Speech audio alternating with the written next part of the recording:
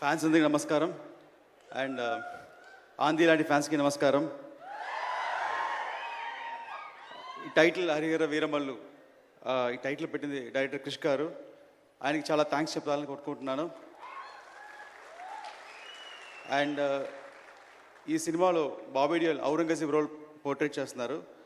Aurangzeb role అంటే very powerful Mughal king. And అతను India మొత్తం కాంకర్ చేశారు. ఇండియా అంటే ఇప్పుడు ఉండే ఇండియా కాదు, అటు ఆఫ్ఘనిస్తాన్ నుంచి శ్రీలంక దాకా అంత పెద్ద powerful ruler.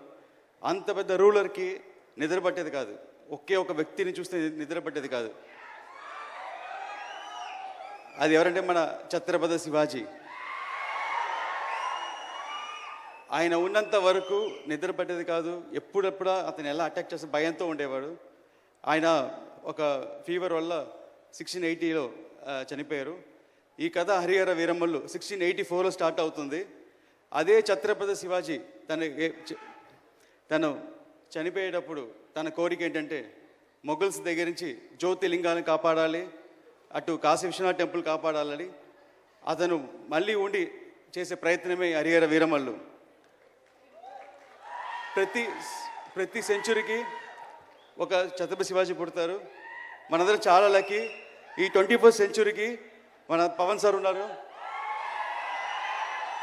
We are very lucky.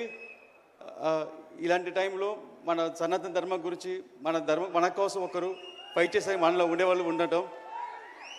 And ఈ స్క్రిప్ట్ని ఎలా అనుకుని రాశానో, సార్ ఒక మంచి ఫైట్ తీసుకున్నారు ఈ సినిమాలో. ఒక 18 minutes ఫైట్. ఆ ఫైట్ అంశం చూస్తే రియల్గా బ్యాటిల్ ఫర్ ధర్మం మీకు కనిపిస్తుంది.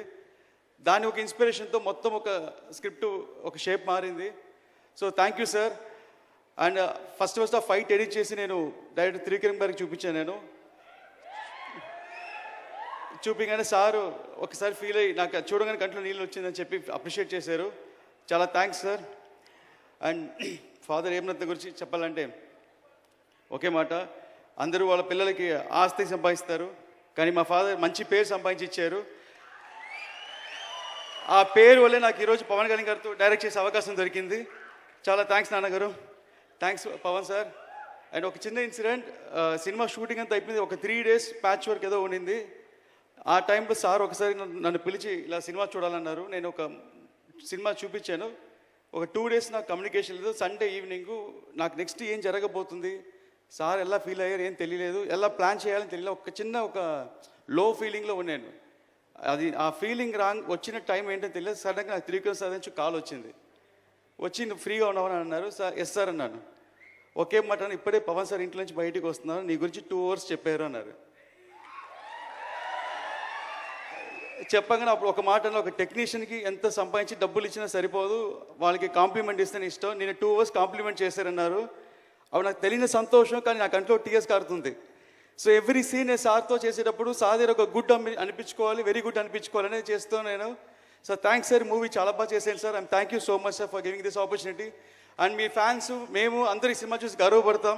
Thank you so much. ఈ సినిమాలో పనిచేసిన అందరికీ సభాముఖంగా చాలా కష్టపడి చాలా కాలం వేసింది. ముఖ్యంగా కీరవాణి గారు అద్భుతంగా బ్యాక్గ్రౌండ్స్ మ్యూజిక్ ఇచ్చారు. ఆయనకి సభాముఖంగా నా కృతజ్ఞతలు. ఇక కెమెరామ్యాన్ కీరవాణి గారికి, మన కెమెరామ్యాన్ గారికి, ఇక్కడికి పిలవగానే వచ్చిన మంత్రివర్యులు అందరికీ, మన కర్ణాటక నుంచి వచ్చిన ఫారెస్ట్ మినిస్టర్, తర్వాత మన ఆంధ్ర నుంచి వచ్చిన మన సినిమాటోగ్రఫీ మినిస్టర్, తర్వాత మన డిప్యూటీ స్పీకర్, అందరికీ ధన్యవాదాలు. ప్రతి వారికి పేరు పేరున ఈ సినిమాలో చాలా కష్టపడ్డారు. అందరికీ సినిమా చూసిన తర్వాత సక్సెస్ అయిన తర్వాత సక్సెస్ మీట్లో అందరికీ నేను ధన్యవాదాలు చెప్తాను.